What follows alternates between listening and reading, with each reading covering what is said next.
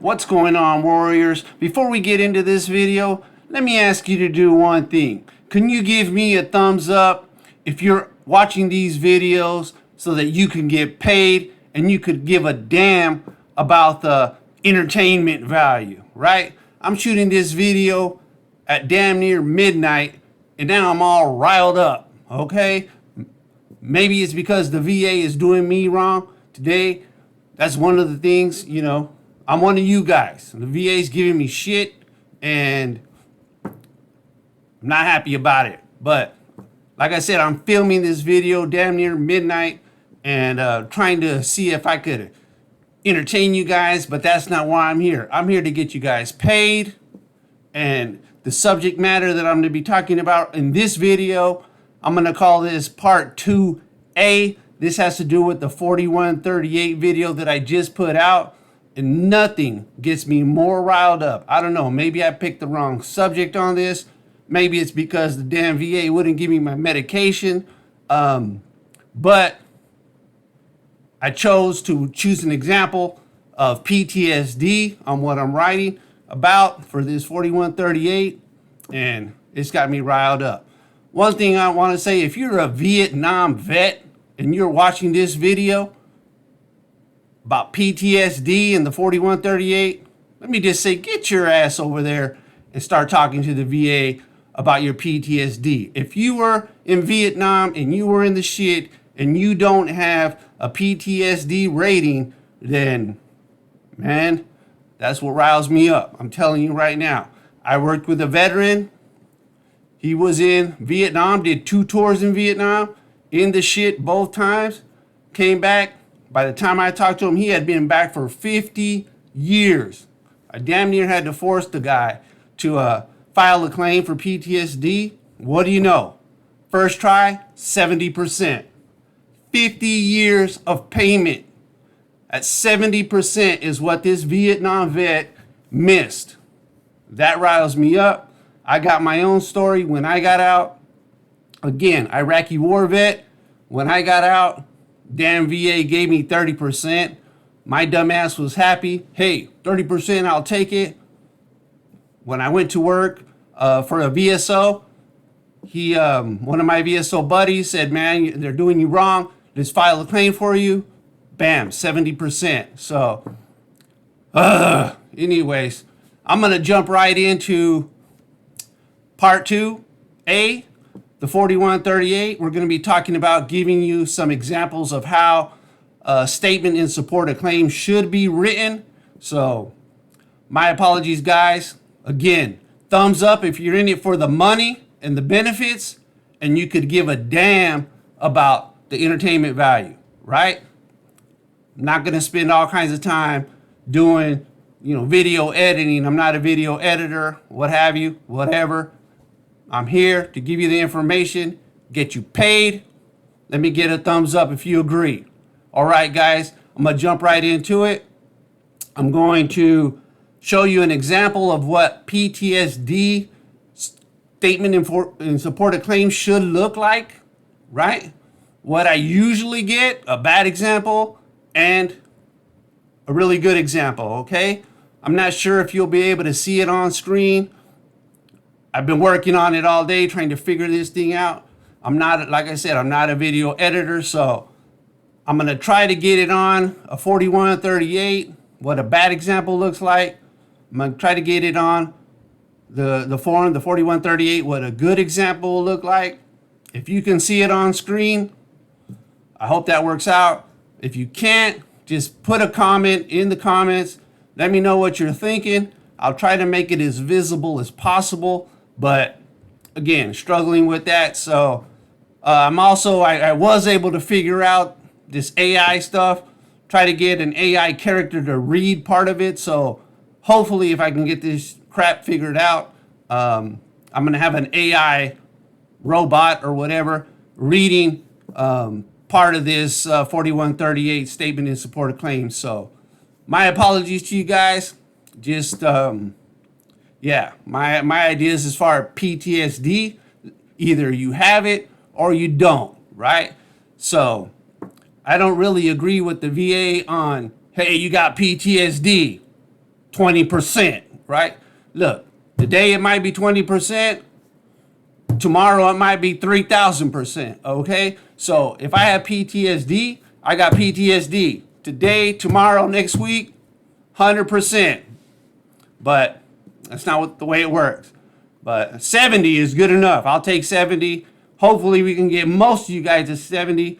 If you guys relate to the example that is in this video, you might want to pause it a couple times, put some questions in the comments, but take a look at it. I'm going to show you exactly what a good statement in support of claim for PTSD should look like. Okay, guys, here it goes. All right, what you're looking at here is section 2 of the VA form 21-4138, your statement in support of claim. This, folks, is what I would call a bad example. This is something that I might see a veteran show up with, after having talked to him on the phone, or him or her on the phone, and let them know that this is what I'd want to see, some sort of statement. You got 2 weeks, 3 weeks before our appointment.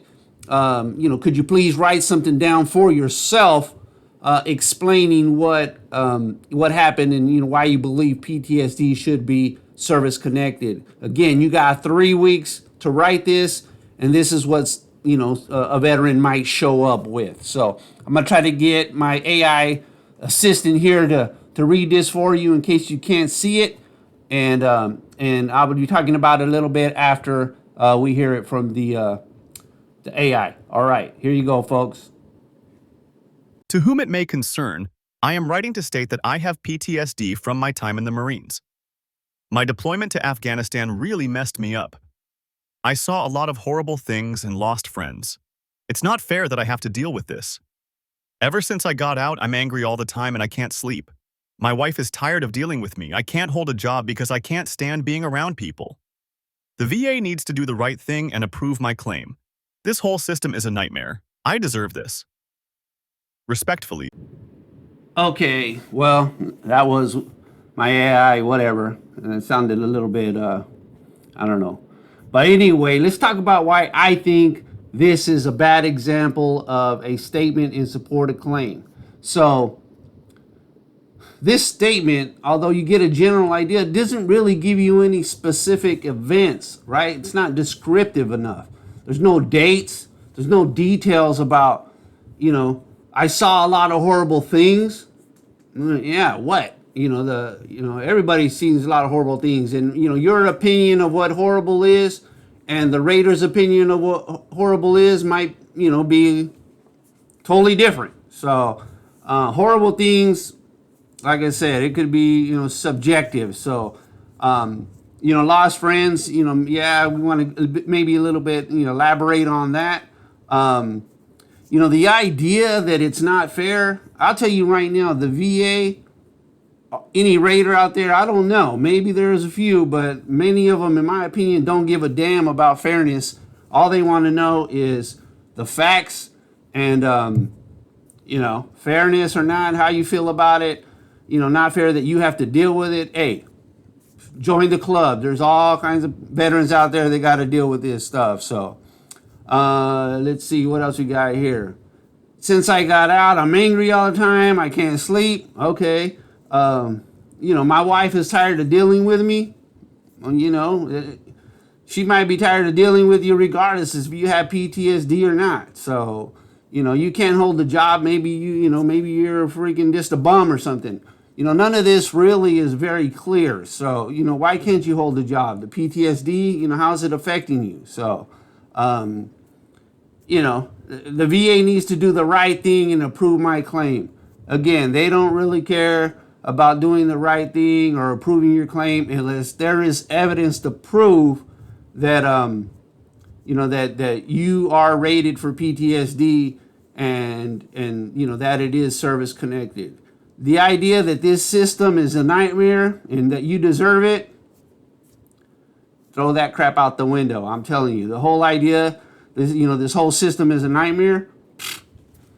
Anyway, you deserve whatever whatever you'll get. They don't really care about that stuff. They hear it all the time. Raiders, they're reading this and they're like, look, you're calling my system that I wake up every day and come to work to do, you're calling it a nightmare, and you're telling me what you deserve? Okay, denied. So that's how it goes. So let's look at what I think is a good example, okay? All right, what we're looking at here is, again, page 1 of the 4138. This is a good example here. I'm going to go ahead and have the AI read this for you guys, just in case you cannot see it on your screen. So here that goes. Let me just say that before the AI starts to read this, that I added that first line after I generated the AI reading.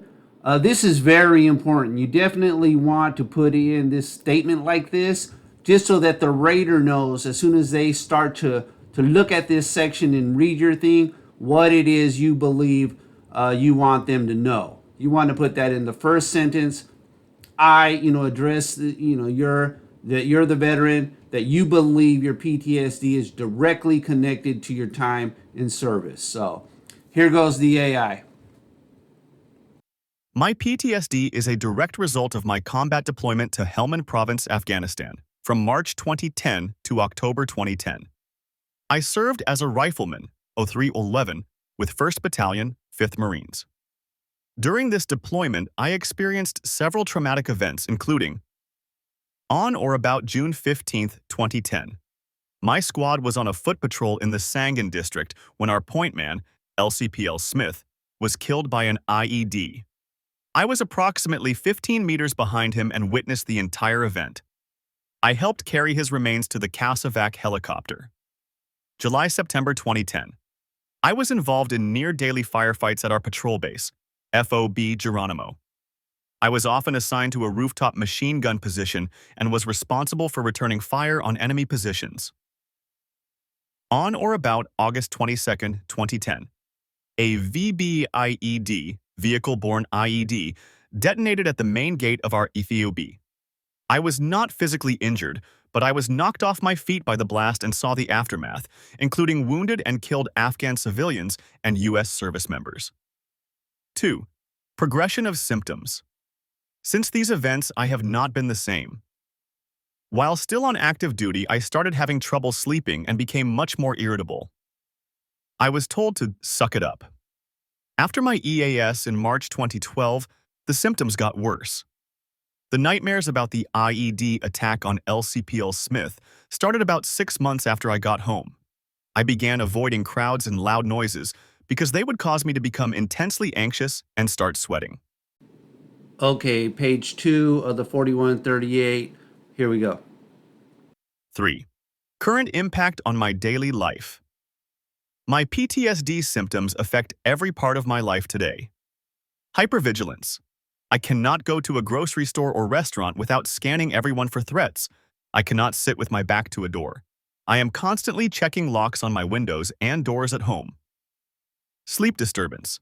I average 3-4 hours of sleep a night due to recurring nightmares. I often wake up shouting or drenched in sweat. This leaves me exhausted and unable to concentrate during the day. Social isolation. I have stopped seeing my friends from before the service. I no longer attend family gatherings like birthday parties or holidays because being in a group of people feels overwhelming. I spend most of my free time alone in my basement. Irritability, anger. Small things will cause me to have angry outbursts. Last week, my son spilled a glass of milk, and I yelled at him so loudly that he cried and ran to his room. This has severely strained my relationship with my wife and children. Employment. In the past 2 years, I have been fired from 2 jobs. My last job was as a warehouse associate, and I was let go because I got into a shouting match with a coworker who surprised me from behind. My inability to concentrate also made it difficult to keep track of inventory. I am currently in treatment with Dr. Evans at the local VA clinic to try and manage these symptoms. Respectfully, John. Okay, obviously this second example is a lot more detailed. You can see we took up both pages, and if you needed additional pages, like I said in the original video regarding the 4138, feel free to use as many pages as you need. But you can see here so much detail. I mean, just listening to the story, makes me want to hear more. It sounds like a movie scene or something. But yeah, this is the type of statement that is going to keep the rater engaged. There's a bunch of detail, like I said, a bunch of examples that, how this PTSD is affecting your life in so many different ways. The VA rater and your doctor at your DBQ, maybe I'll throw that here in on at the end, is going to look at this and see how it's going to affect your daily living. Right, there are certain things that they look at. I'm going to throw the DBQ up there, but basically your social, your employability, and just those things, things like that, how your relationships, all of that really matters. And primarily what matters the most as far as compensation is your ability to maintain gainful employment. So let me just throw up the PTSD DBQ. I don't know if any of you guys have ever seen one of those, but it'd be interesting to take a look at. And since I'm aware that they're out there, I'm going to try to find one. I think I can. I know where to get one. And put one on the screen here so that you guys can see that. This is really good information, actually. So let me pull that up. Here you go. All right, man, I didn't even think I was going to get into this, but what you're looking at here, and there's a bunch of pages. This is the actual section of the DBQ for mental health disorders. So when you go into your DBQ for mental health disorders, and we're talking specifically this example about PTSD, and I'm not too sure if you guys can read this. Just hit me up in the comments if you have any more questions or you want to know where to find this DBQ. As you go through this checklist, as your doctor goes through this checklist, reads your statement, and hears you, they will mark off some of these boxes. So obviously, the more boxes that you have marked off, the higher your rating is going to be. Let me know in the comments if you feel like you want some additional information on this DBQ. If you're not familiar with it, hit me up. But I'm going to show you the second part of this, these checkoff boxes that the physician, the psychologist or psychiatrist will mark off as you're doing your DBQ. So let me show you the second part of that. Here you go. Okay, what you're looking at here is the second part, a continuation of that section. I'm not sure if I mentioned it in the previous, but section 8 of the Mental Disorders DBQ. You can start to see here, and it kind of works its way up. At the top of this section 8, there are some things where it's affecting your daily life. They're not as serious as what you see here on the second page. So as you go down these check boxes, as you get towards the end, they start to become much more serious. You can see here there's some suicidal ideation, different things like that, spatial disorientation, just some delusions and hallucinations. You're really starting to get real bad here with your grossly inappropriate behavior. Just really bad stuff here at the end. If you get down this low, this is where suicidal ideation and some other things like this, impulse control, irritability with periods of violence, things like that. What you're going to want to see, and we're getting off track here a little bit, but if you're in a DBQ with a physician and you're looking at getting 70% or more, you're looking at wanting to see some of these boxes checked off. If some of these things apply to your daily living, just FYI, you're probably looking at a 70% PTSD rating, or any other. You may be aware all mental disorders are judged on this criteria. There's only one mental health or mental disorder DBQ that's used regardless of what you're diagnosed with. So PTSD, depression, bipolar, any of those things, they use the same DBQ. But we're way off track here, guys. Put some comments or questions in the comments section. Let me know if you have any questions regarding the DBQs on mental disorders. I'm happy to do it. This isn't the video, though, to talk about that because it gets much deeper. As I said at the beginning, I'm very passionate about mental disorders and personally, and I have people that I know, acquaintances that have gone through this. And like I said, I believe personally that if you have PTSD, you have it. So, I don't believe in the rating scale, but, it's not up to me. It's up to the VA. But guys, please, if this information is helping you, like I said at the beginning, and you don't give a damn about entertainment and you want to get your money and you want to get your benefits, please hit that subscribe button and give me a thumbs up so that I know it's not about entertainment value. It's about monetary value. Okay. So good luck, guys. Let's keep this going. I'll keep trying to share some information. Hopefully I get my medication and these videos become a little bit more easy to listen to. But have a good one, guys. Please subscribe. Give me a thumbs up. I'll see you in the next video.